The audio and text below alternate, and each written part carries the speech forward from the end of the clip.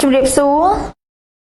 បងប្អូនជនរួមជាទីគោរពថ្ងៃនេះគឺជាថ្ងៃអង្គារ500ខែកក្កដាឆ្នាំមមីឆស័កពុទ្ធសករាជ2558ត្រូវនៅថ្ងៃទី11ខែវិច្ឆិកាគ្រិស្តសករាជ2014នៅពេលនេះសូមអញ្ជើញបងប្អូនជនរួមជាតិតាមដានទស្សនាព័ត៌មានសង្ខេបនៅថ្ងៃនេះដូចតទៅកងកម្លាំងសមត្ថកិច្ចចាប់ឃាត់ខ្លួនមន្ត្រីគណៈបកសង្គ្រោះជាតិលោកអ្នកនាងជាទីមេត្រីប្រធាននាយកដ្ឋានព័ត៌មាននៃគណៈបកសង្គ្រោះជាតិលោកមីសវណ្ណរាត្រូវបានកងកម្លាំងសមត្ថកិច្ចរាជធានីភ្នំពេញចាប់ឃាត់ខ្លួននៅព្រឹកថ្ងៃអង្គារនេះនៅក្បែរមន្ទីរពេទ្យព្រះអង្គឌួងរួចបញ្ជូនទៅស្នងការដ្ឋាននគរបាលរាជធានីភ្នំពេញដោយចោទពីបទពាក់ព័ន្ធនឹងអំពើហិង្សានៅចំណុចស្ពាននេះក្បែរទីលានប្រជាធិបតេយ្យកាលពីថ្ងៃទី15ខែកក្កដាឆ្នាំ2014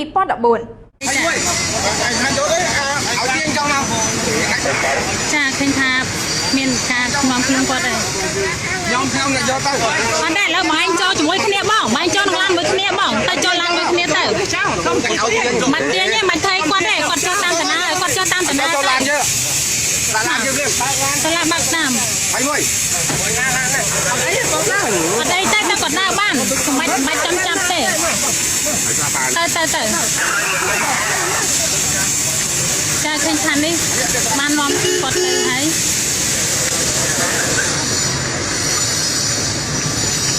ណែយកប្រាំដាយកប្រាំដានេះប្រាំដានេះបងឯងអត់ទេបងឯងthôiហើយជីឡានមកthôiមកជីឡានចាឃើញថាកងកម្លាំងនេះមានការចារំលោភសិទ្ធិថាគាត់មានកំហុសទាំងអស់គ្រាន់តែជាជួយជាតិ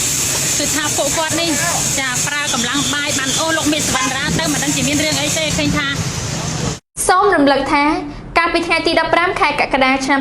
2014មានអំពើហិង្សាមួយបានកើតឡើងត្រង់ចំណុចស្ពាននេះក្បែរទីលានប្រជាធិបតេយ្យរវាងកងកម្លាំងសន្តិសុខខណ្ឌដូនពេញនិងបាតកោអហិង្សាដែលកំពុងធ្វើបាតកម្មទាមទារឲ្យមានការដោះលែងទីលានប្រជាធិបតេយ្យក្រោយពីមានព្រឹត្តិការណ៍អំពើហិង្សានេះកើតឡើងតុលាការនិងអាជ្ញាធររដ្ឋាភិបាលបានចាប់ឃាត់ខ្លួនតំណាងរាស្ត្រនិងសកម្មជនគណបកសង្គ្រោះជាតិជាបន្តបន្ទាប់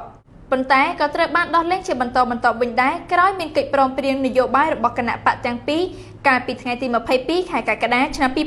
2014សូមបញ្ជាក់ថាតើតើនឹងអំពើហិង្សានៅស្ពាននេះជាទីលានប្រជាធិបតេយ្យកាលពីថ្ងៃទី15ខែកក្កដាឆ្នាំ2014នោះរហូតមកដល់បច្ចុប្បន្ននេះមន្ត្រីនិងសកម្មជនគណៈបកសង្គ្រោះជាតិចំនួន3នាក់ទៀតដែលកំពុងត្រូវបានឃុំ